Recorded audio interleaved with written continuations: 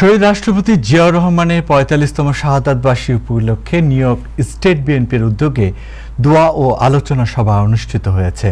৩১ মে সন্ধ্যায় জ্যাকসন হাইটসে নবান্ন রেস্টুরেন্টে এই সভার আয়োজন করা হয়। অনুষ্ঠানে শহীদ রাষ্ট্রপতি জিয়াউর রহমানের বিদেহী আত্মার মাগফিরাত কামনায় বিশেষ দোয়া পরিচালিত হয়। বিস্তারিত রিপোর্টে। শহীদ রাষ্ট্রপতি জিয়াউর রহমানের ৫৪তম শাহাদাতবার্ষিকী উপলক্ষে নিউ ইয়র্ক স্টেট বিএনপির উদ্যোগে দোয়া ও আলোচনা সভা অনুষ্ঠিত হয়। রবিবার ৩১ মে সন্ধ্যায় জ্যাকসন হাইটসের নবান্ন রেস্টুরেন্টে এই সভার আয়োজন করা হয়। স্টেট বিএনপির ভারপ্রাপ্ত সভাপতি জসিমউদ্দিন ভিপির সভাপতিত্বে অনুষ্ঠানে প্রধান অতিথি হিসাবে উপস্থিত ছিলেন বিএনপির জাতীয় নির্বাহী কমিটির সদস্য গিয়াস আহমেদ। প্রধান বক্তা হিসেবে বক্তব্য রাখেন ময়মনসিংহ ৪ আসনের সংসদ সদস্য মোহাম্মদ আবু ওয়াহাব আখন্দ ওয়াহিদ। গেস্ট অনারারি হিসাবে উপস্থিত ছিলেন জসিমউদ্দিন ভূঁইয়া, আহ্বায়ক আলমগীর খান ভিপি ও সদস্য সচিব দেওয়ান কায়সার সহ আরও অনেকে। আলোচনা সভায় বক্তারা বলেন, ১৯৭১ সালে মুক্তিযুদ্ধের প্রতিকূল পরিস্থিতিতে যখন নেতৃবৃন্দ ভারতে পালিয়ে গিয়েছেন, তখন শহীদ জিয়াউর রহমান সাহসের সাথে স্বাধীনতার ঘোষণা দিয়েছিলেন। তিনি নিজের হাতে স্বাধীনতার ঘোষণাপত্র রচনা করেন এবং ঘোষণা দিয়ে সরাসরি যুদ্ধে ঝাঁপিয়ে পড়েন। অনুষ্ঠানে শহীদ রাষ্ট্রপতি জিয়াউর রহমান বিদেহী আত্মার মাগফিরাত কামনায় বিশেষ দোয়া পরিচালিত হয়। শেখ মুজিবুর রহমান আত্মসমর্পণ করলেন এবং আওয়ামী লীগের নেতারা ভারতে পালিয়ে গেলেন। সেই মুহূর্তেই কিন্তু আমাদের এই বীর সেনানী স্বাধীনতার ঘোষণা দিয়েছেন।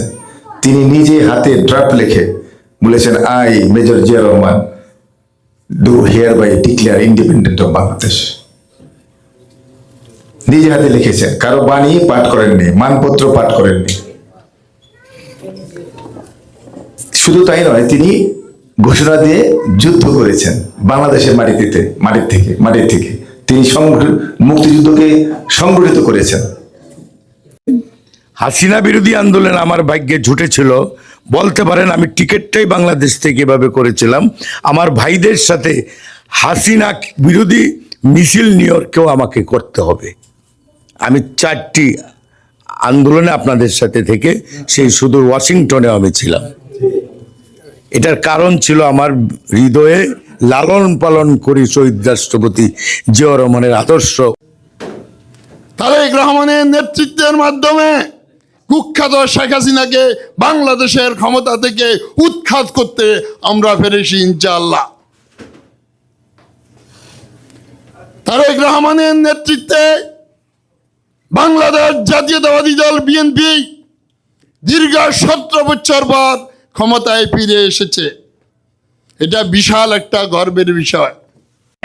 আজকে দেশের প্রধানমন্ত্রী হিসাবে আমরা সেই শহীদ প্রেসিডেন্ট জিয়াউর রহমানের খুনির হত্যার সঠিক বিচার দাবি করছি।